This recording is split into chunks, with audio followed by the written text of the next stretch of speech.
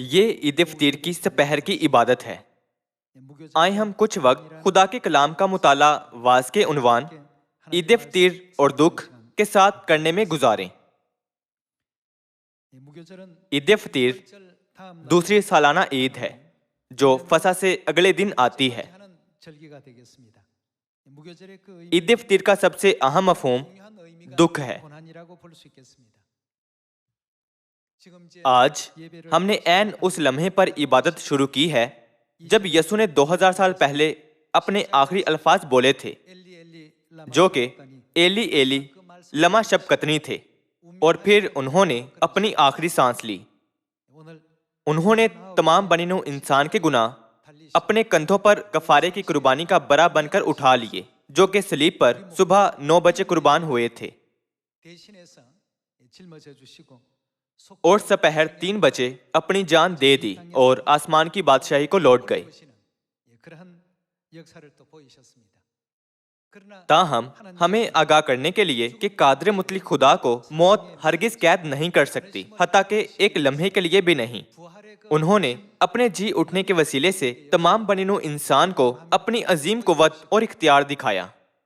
انہوں نے ہمیں اپنے فرزندوں کو بتایا کہ آخر تک مصیبت اور دکھ کے راستے پر چلیں، یہ کہتے ہوئے کہ چاہے کوئی بھی دکھ اور مشکلات ہماری راہ میں آئیں، راستہ بازی کے لیے دکھ اٹھانا باقدر مفید ہے۔ موجودہ دنوں آسمانی باپ اور ماں کی مرضی کی فرما برداری میں ہم دنیا کے تمام لوگوں اور قوموں میں خوشخبری کی منادی کر رہے ہیں۔ آسمان کی راہ پر یہ تحریک تمام دنیا میں ابھر رہی ہے کہ کیسے ہم خدا کے خوف میں رہ سکتے اور درست طور پر خدا کی عبادت کر سکتے ہیں۔ یہ تحریک خدا کے سب نبیوں کے وسیلے انجام دی جا رہی ہے جو تمام بنی نوع انسان کو یہ تعلیمات پہنچانے کے لیے بڑی جدوجہد کر رہے ہیں۔ خدا کی تعلیمات پہنچاتے ہوئے وہ راستہ جس پر ہم سفر کرتے ہیں ہمیشہ ہموار اور آسان نہیں ہوتا۔ بعض اوقات ہم ایسے لوگوں سے ملتے ہیں جو ہماری مخالفت کرتے، رکاوٹ ڈالتے یا ہم پر تہمت لگاتے ہیں۔ کسی دوسرے وقت ہم ایسے لوگوں سے ملتے ہیں جو خوشخبری کے کام کی انجام دہی میں ہماری مدد کرتے ہیں۔ چاہے بہت سے دکھ کے لمحات ہیں، خدا نے ہمیں بتایا ہے کہ مسیح کے راستے پر چلیں، چاہے ہمیں کیسی ہی دشواریوں اور سختیوں کا سامنا ہو، ہمیشہ صلیب کے راستے کی یاد تازہ رکھیں جس پر مسیح ہمارے لیے چلے تھے۔ یہ یاد رکھتے ہوئے کہ آسمان کی بادشاہی، آسمانی باپ اور بے شمار آسمانی فرشتے ہمارے دکھوں کے اختتام پر ہمارا انتظار کر رہے ہیں، آئیں ہم آخر تک کبھی بھی حوصلہ شکن نہ ہوں اور نہ ہی ہمت ہاریں، چاہے یہ راستہ جس پر ہم چل رہے ہیں دکھ، سختیوں اور درد سے بھرا ہے۔ اس طرح سے ہم سب آسمان کی بادشاہی کے لائق ہو سکتے ہیں۔ آئیے ہم متی باب 16 آیت 24 سے پڑھتے ہیں۔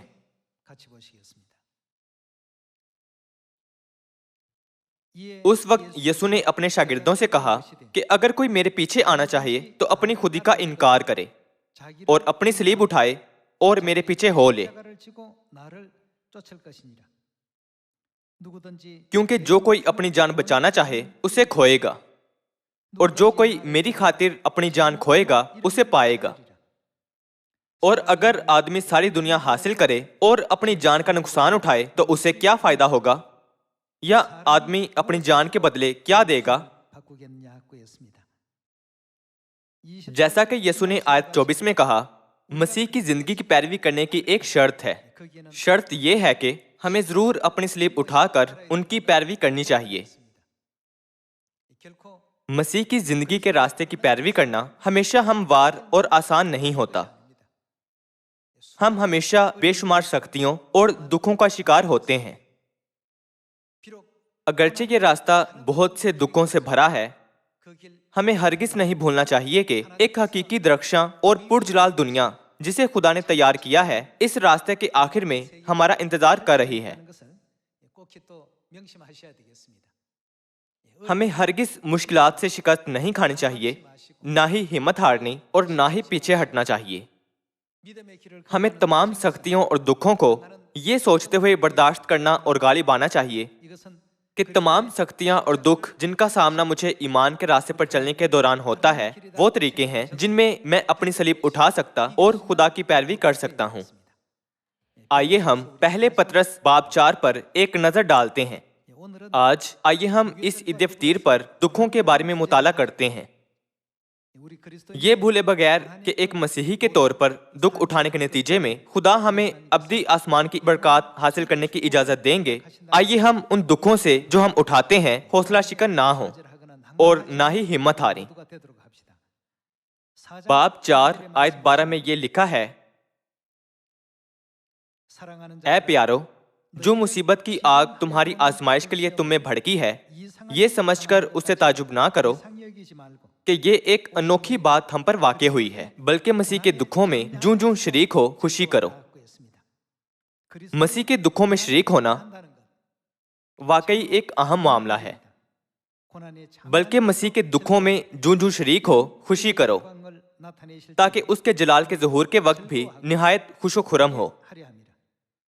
آیت 14، اگر مسیح کے نام کے سبب سے تمہیں ملامت کی جاتی ہے تو تم مبارک ہو، کیونکہ جلال کا روح یعنی خدا کا روح تم پر سایہ کرتا ہے۔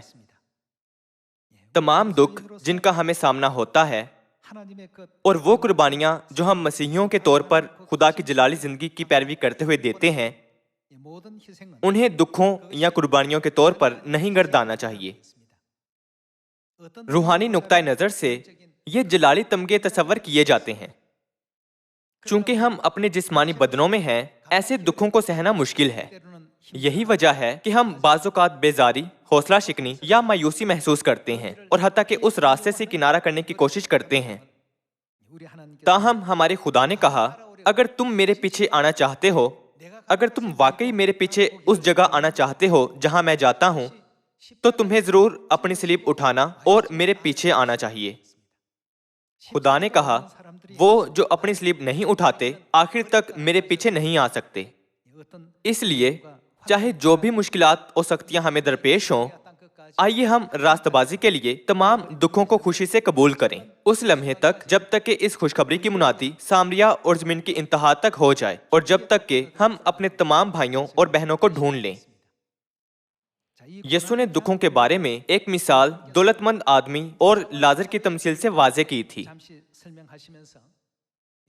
دولت مند آدمی نے بغیر کسی دکھ کے زندگی گزاری تھی، تاہم لازر نے دکھوں سے بھری زندگی گزاری تھی۔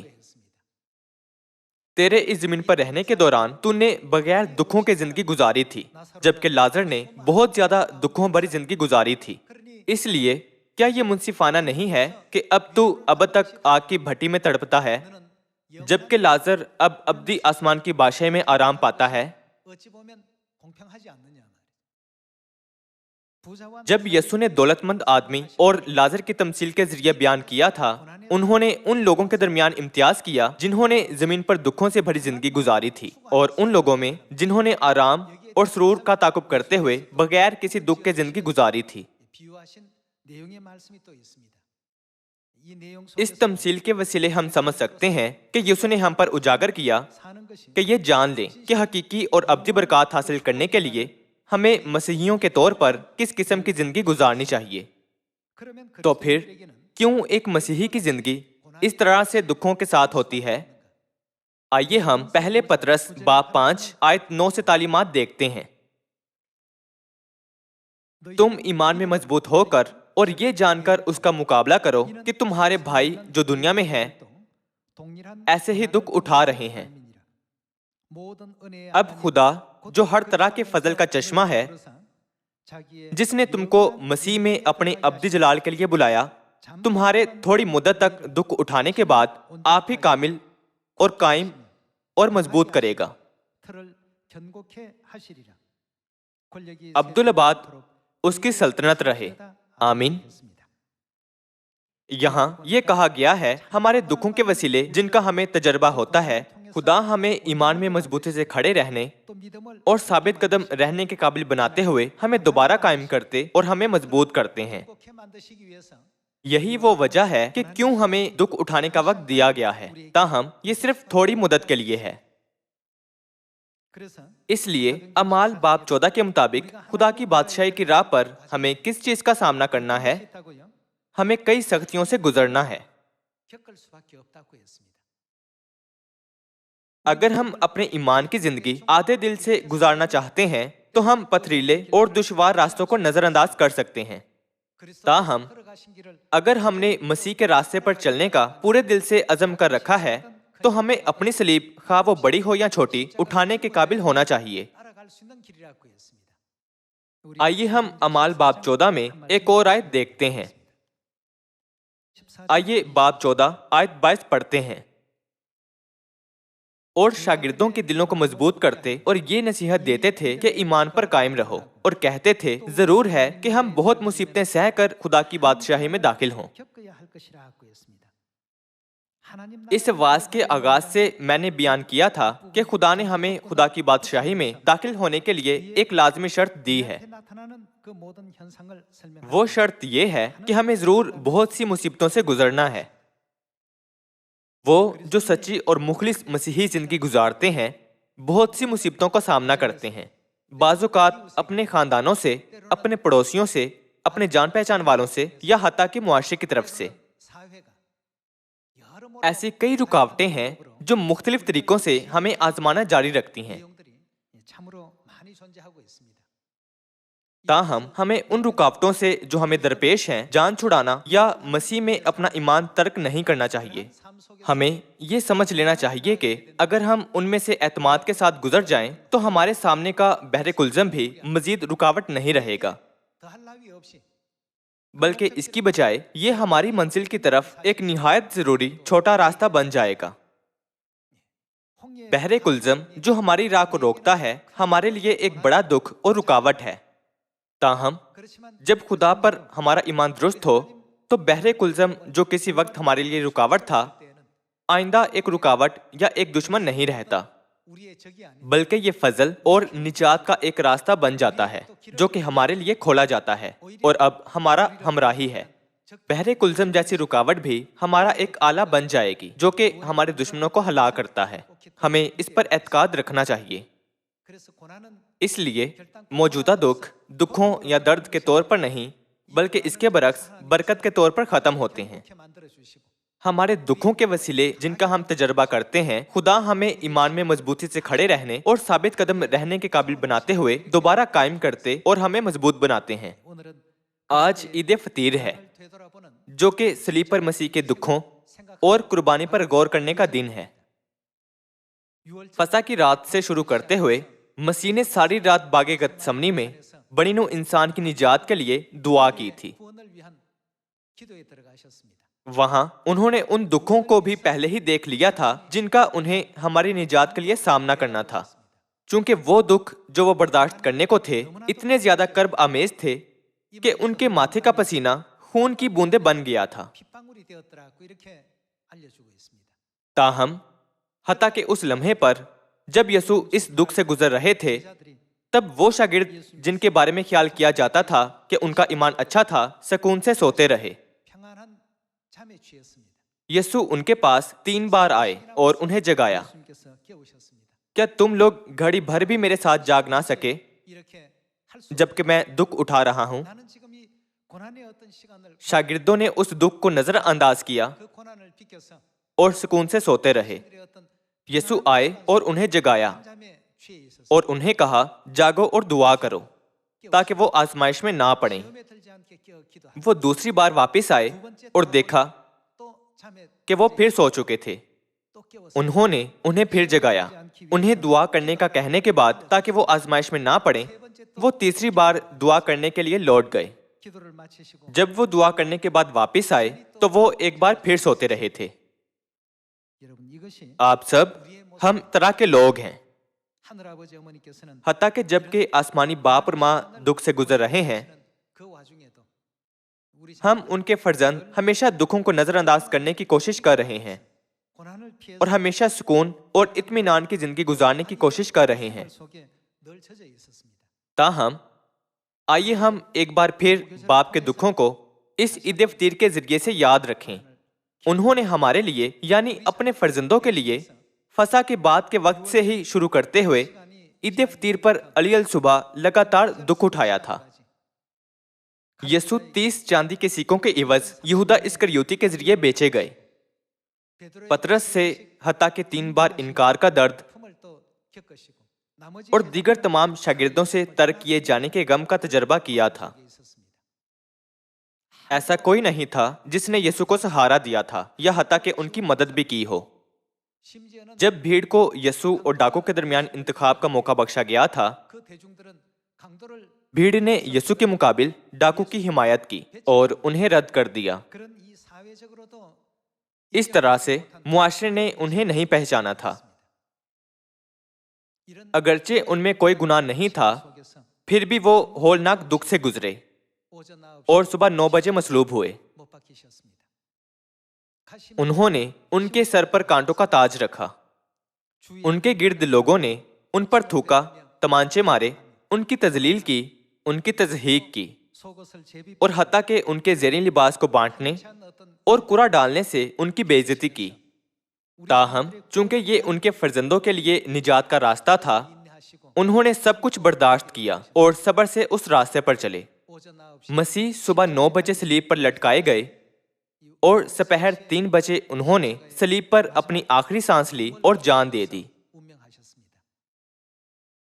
مقدس کیلنڈر کے مطابق یہ تمام واقعات 2000 سال پہلے فسح سے جو ہم نے گزرے کل میں منائی تھی، عید فطیر تک جاری رہتے ہوئے وقوع میں آئے تھے جو ہم آج منا رہے ہیں۔ ہمیں اسے کچھ ایسا خیال نہیں کرنا چاہیے جو 2000 سال پہلے محض تاریخ میں ہوا تھا اور کتاب مقدس میں لکھا گیا تھا۔ اس کی بجائے ہمارے لیے خدا کی غیر مشروط محبت کا ہمیں ضرور گہرائی سے احساس کرنا چاہیے۔ آج اس عید فطیر پر ضرور ہمیں بھولنا نہیں چاہیے کہ باپ اور ماں ان تمام تر دکھوں کے باوجود جن سے وہ گزرے، صرف جو کچھ چاہتے ہیں وہ ہماری نجات ہے۔ اپنے کھوئے بھائیوں اور بہنوں کی نجات کی طرف رہنمائی کرنے کے دوران ہم بھی بذات خود کچھ سختیوں اور دکھوں کا تجربہ کرتے ہیں۔ یہودا اسکریوتی نے یسوع کو دھوکہ دے کر پکڑوایا اور پطرس نے ان کا انکار کیا۔ تمام شاگردوں نے بھی، جنہوں نے کہا تھا کہ اے خداوند، ہم آخر تک حتیٰ کہ موت تک بھی آپ کی پیروی کریں گے، یسوع کا انکار کیا اور بھاگ گئے۔ حتیٰ کہ اگر ہم اس قسم کی صورتحال کا سامنا کریں، ہمیں ہرگز خدا کے محبت کے پیغام کو نہیں بھولنا چاہیے جو کہ انہوں نے حتیٰ کہ اپنے آخری مشکل لمحات میں ہمیں بخشا تھا۔ میں نے آخر تک تم سے محبت رکھی ہے۔ ہمیں مسیح کا یہ دکھ سیکھنا چاہیے۔ میں یہ نہیں کہہ رہا کہ ہمیں خود سے بدسلوکی کر کے تکلیف کے راستے پر چلنا چاہیے، بلکہ یہ کہ ہمیں ان کے تکلیف دہ راستے پر چلنے کے لیے رضامند ہونا چاہیے، گو یہ دکھ بھی کیوں نہ ہو جس میں سے ہم اس وقت گزریں جب ہم اپنے کھوئے بھائیوں اور بہنوں کو ڈھونڈیں۔ آئیے ہم ایک اور آیت دیکھتے ہیں۔ آئیے ہم فلپیوں باب 1 آیت 27 سے پڑھتے ہیں۔